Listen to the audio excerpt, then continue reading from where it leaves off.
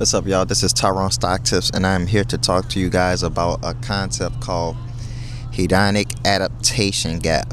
So stay tuned for this. I'll be right back at y'all. Test 1 2 3. Mic check 1 2 3. So the whole idea of this is: have you ever thought that once I get to X amount of dollars, I should be good? Or if I get to this point, I should be fine. Well, the truth is that no matter what amount you get to, you'll never feel like you're fine. It's almost like people that wait to have children. Like they believe that X amount of time or X amount of preparation will prepare you for children. The truth is you have the whole concept of life creep, but this is different. This is, you think that once you get to a certain amount that all your problems will go away. Nothing will be like what you dealt with before, because you believe you had less amount of money. I'll tell you like a simple story, right? Well, this is about my life, right? And this is coming from a person that went from zero to $250,000. Some of you know that I've reached that level, and I could prove it, but I'm not going to prove it because for legal reasons I cannot prove that amount.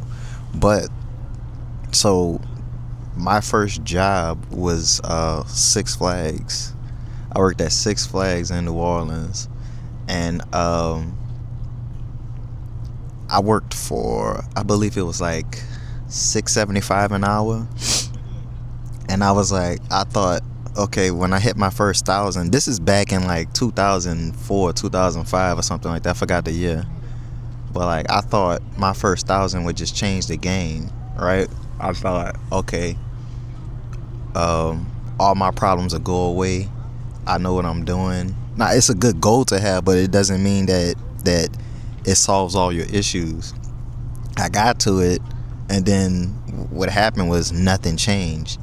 Then I thought, okay, I got that 1,000. I bought, the whole goal of me working at Six Flags was to buy a car, all right? I got the 1,000, bought the car. Never had any big goals like that until after college, I believe. I told this story before about the whole the first 10,000, basically me winning a bet, right? I thought, oh, it's 10,000 and I should have no problems in life, right? Truth is, when I did that, nothing changed, right? Even with the first 50K. But before the 50K, I paid off all loans, all my student loans, all debt was clear, right? So got rid of that. Everything felt the same, right? Got to, what was it, 100K, same feeling. 200K, 250K, and this is coming from a person with that amount plus, right? Nothing happened. You want to know why? It's because your brain resets itself. You become numb to it. You become like, okay, your brain starts to say, well, I can't lose this. I can't dip below that, right? Well, I can't, I don't feel any change, which is true. There is no change because, like I told you before, money isn't real, right?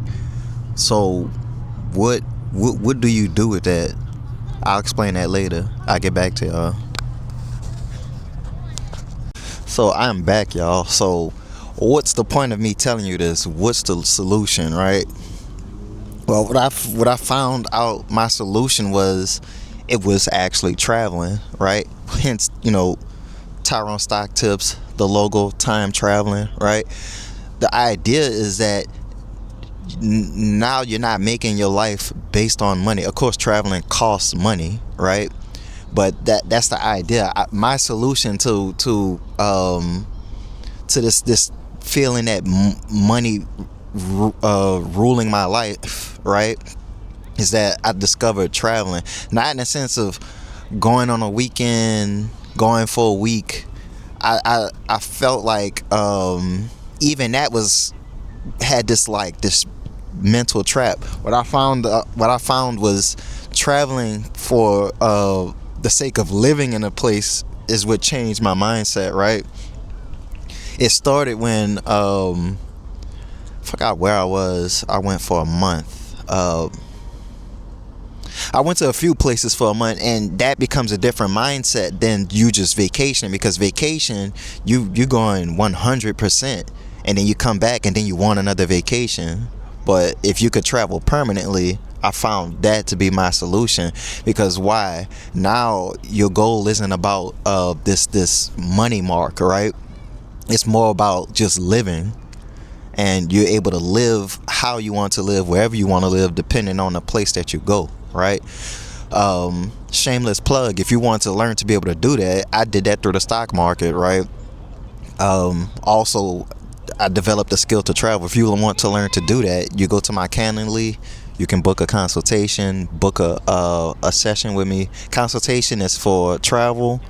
For the finance, it's not consultation, because I am not a financial advisor. I just give you tools or educational things that exist publicly, no secret trade styles and nothing like that, to help you be able to do that.